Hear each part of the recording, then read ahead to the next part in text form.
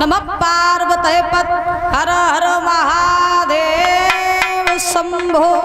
यार प्रेम से बोलो राधे राधे, जोर से बोलो।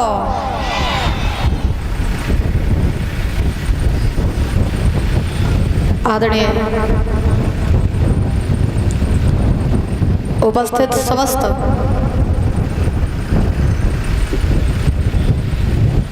श्रोतागण बंधु और भाइयों,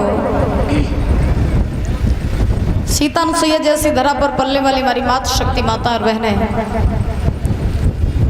पिता तुल्य हमारे बुजुर्ग, दूर दूर से आए हुए सभी अतिथिगण, सभी महानुभाव, संत समाज, पवित्र आत्माएं, छोटे छोटे बाल गोपाल, प्रेम करने के बच्चों, आसव राजमान मुख्य यजमान परीक्षित जी महाराज एवं नेपति जी महाराज, आज भगवान की कृपा से आपके इस पावन धाम में श्रीमद् भागवत महापुराण कथा का जो भव्य अनुष्ठान रचवाया गया है, इसका आज 5वां दिवस आ पहुंचा है।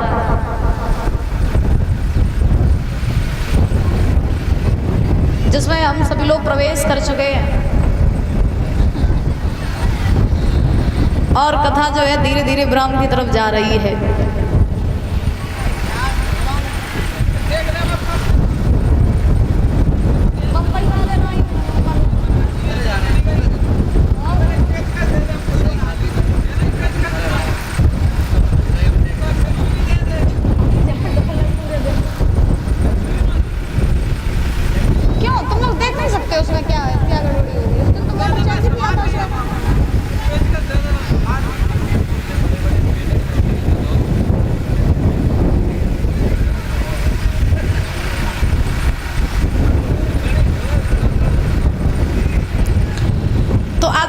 दिवस है कथा का। आप सभी वक्त बड़े भाव से भगवान की पावन पावन रसोई कथाओं का आस्वादन करते हुए आ रहे हैं। कल आप लोगों ने बड़ी मार्मिक कथा को सुना कि किस प्रकार से जो है महाराज भगवान श्री रामचंद्र का अवतार हुआ और ध्रुव जी महाराज ने छोटी सी अवस्था में भगवान को प्राप्त किया। ये कथा कल आप लोगों ने सुनी। भैया आपने हमारे भैया जी के मुखारविंद से बड़ी पावन कथा सुनी, किस प्रकार से जो है राम जी का विवाह हुआ सीता जी के साथ में। राम कथा है बहुत बड़ी, तो ये राम कथा जो है भागवत जी में बड़े संक्षेप में आई है। तो देखिए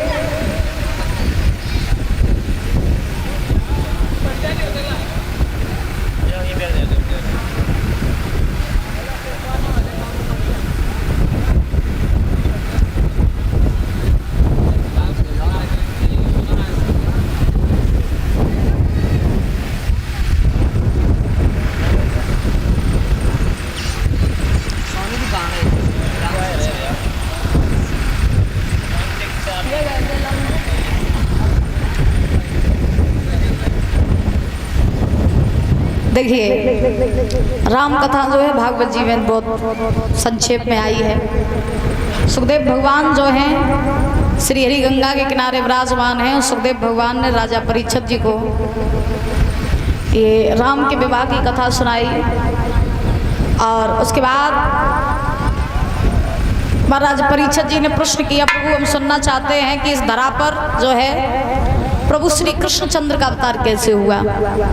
वो श्री कृष्णचंद्र जो इस धरा पर आए, जिन्होंने मेरी माँ के गर्भ में मेरी रक्षा की, जिन्होंने मेरे दादा परदादाओं के साथ में रहकर के महाभारत का युद्ध जितवाया, जिन्होंने 4 दिन की अवस्था में पूतना राक्षसी का वध किया, जिन्होंने नाना प्रकार की लीलाओं को किया, तो कृपया मुझे ये बताइए कि उन श्री कृष्ण का अवतार इस धरा पर कैसे हुआ। तो सुखदेव भगवान बोले, राजन सुनो, अगर तुम जानना चाहते हो कि श्री कृष्णचंद्र इस धरा पर कैसे आए तो हम तुम्हें जरूर बताएंगे।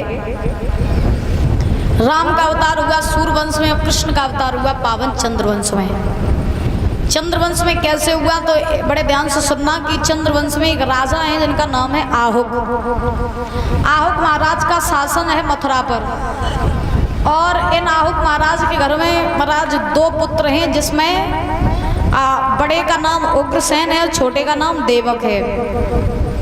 धीरे धीरे समय बीता, आहुक महाराज बूढ़े हुए तो आहुक महाराज ने अपना शासन जो है अपने बड़े पुत्र उग्रसेन को दिया और आहुक महाराज वन में भजन करने के लिए जो है चले गए। और आहुक महाराज जब वन में भजन करने के लिए गए हैं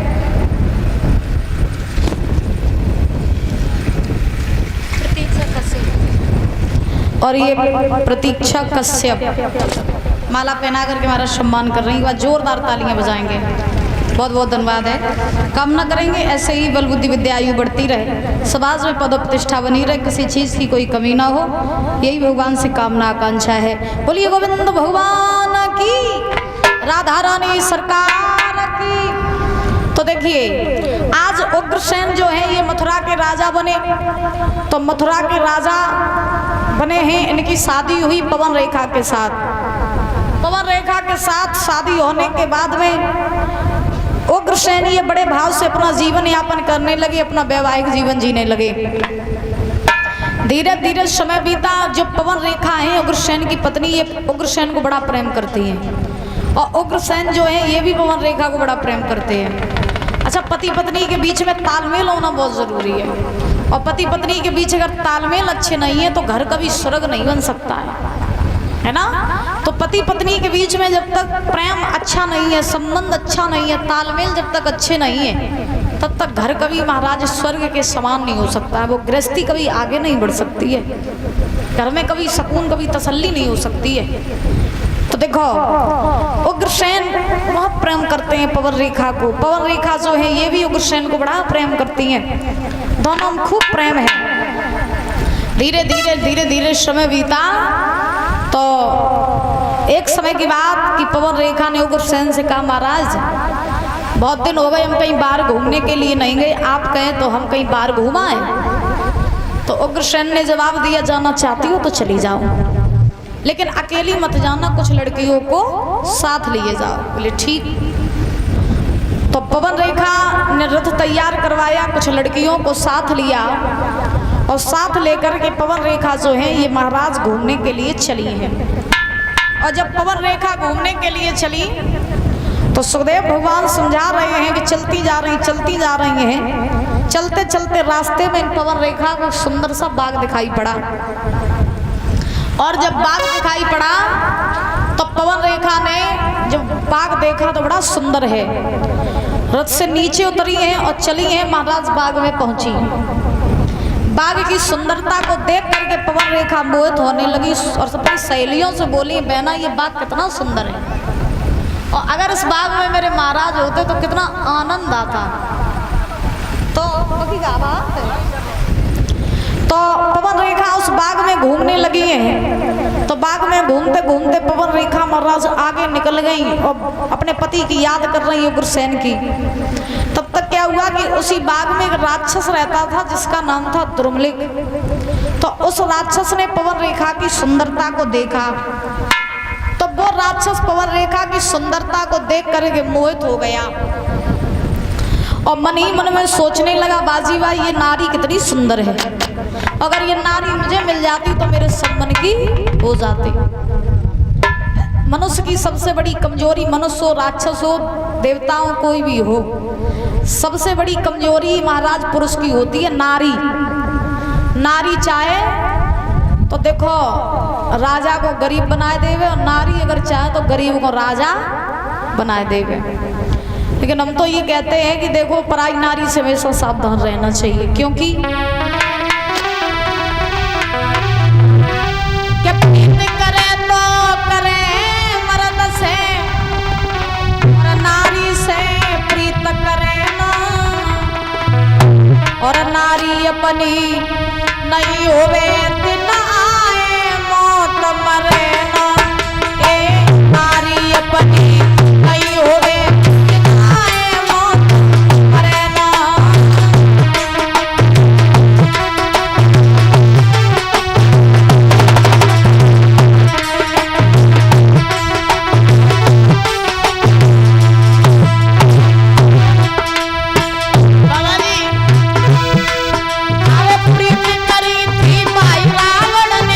सीता को रे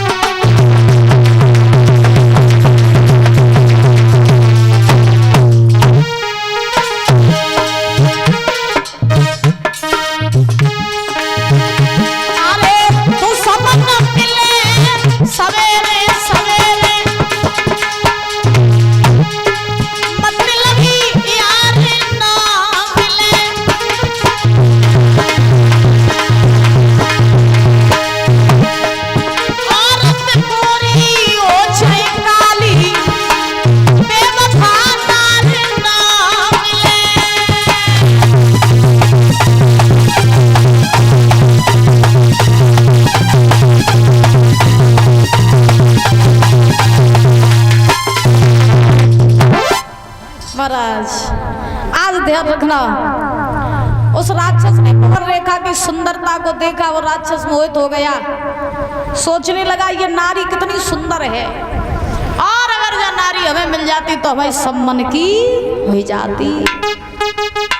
तो महाराज आज वो राक्षस सोच ही रहा था। अब राक्षस सोच रहा है कि हम इसके साथ कैसे छल करें, कैसे क्या करें। तो उस राक्षस ने क्या किया कि महाराज उग्रसेन का वेश धारण कर लिया, और उग्रसेन का वेश धारण करके वो राक्षस जो है पवन रेखा के पास में जा पहुंचा।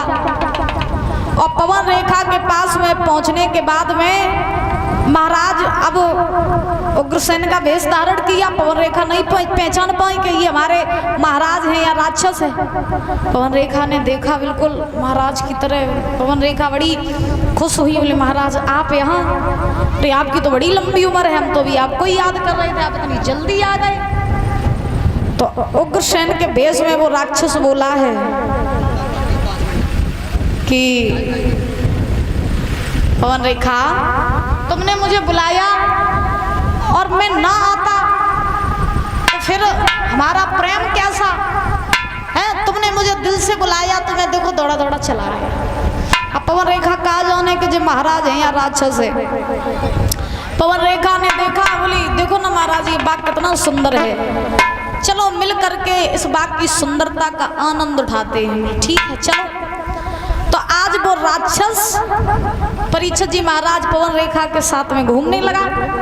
घूमते घूमते वो राक्षस जो है आगे बढ़ा, और जब आगे बढ़ा तो उस राक्षस ने क्या किया कि मौका पा करके जो है उस राक्षस ने पवन रेखा के साथ में छल कर दिया। अब पवन रेखा के साथ छल करने के बाद में वो राक्षस अपने राक्षसी वेश में आ गया, और राक्षसी वेश में आकर के वो राक्षस ठाके मार करके हंसने लगा। और पवन रेखा ने देखा कि मेरे महाराज नहीं बल्कि ये तो एक राक्षस था, और उसने मुझे स्पर्श किया, उसने मेरा धर्म नष्ट किया। पवन रेखा रोने लगी। और महाराज हुआ क्या, बोलिए पवन रेखा कि अरे तेरे ओए सत्यानाश अधर्मी धर्म बिगाड़ो मेरा।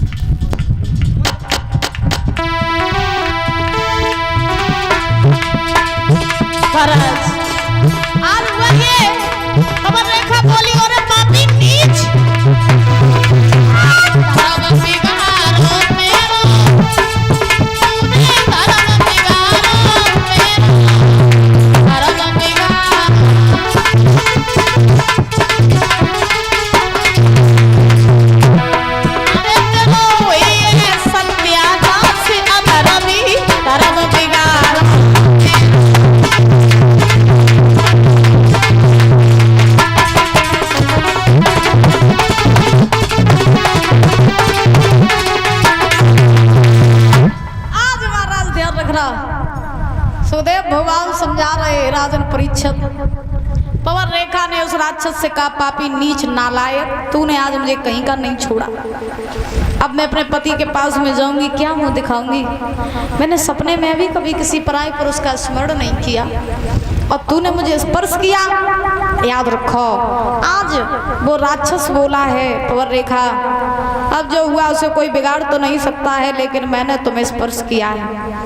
मेरे इसी स्पर्श से तुम गर्भ धारण करोगी और तुम्हारे गर्भ से जब बालक का जन्म होगा तो वो मेरे ही जैसा वीर योद्धा होगा, मेरे ही जैसा बलधारी होगा, संत महात्माओं को सताएगा, अत्याचारी होगा, पापी होगा, अधर्म करेगा। लेकिन एक खासियत होगी कि जब वो मारा जाएगा तो उसे मारने के लिए स्वयं भगवान को आना पड़ेगा। इतना कहने के बाद में क्या हुआ कि वो राक्षस जो था वो वहां से चला गया। पवन रेखा रोती रही। आदमी की सबसे बड़ी कमजोरी औरत होती है और कुछ विद्वान ये कहते हैं नारी पता नहीं ऐसा क्या छिपा है जो उनके सामने बड़े बड़े वीर, बड़े बड़े बहादुर घुटने टेक जाते हैं। कभी लिखा है कि क्या छुपा दिया है नारी में जो नहीं देखने में आता है, और नारी के आगे सूरवीर बलवान तलक झुके।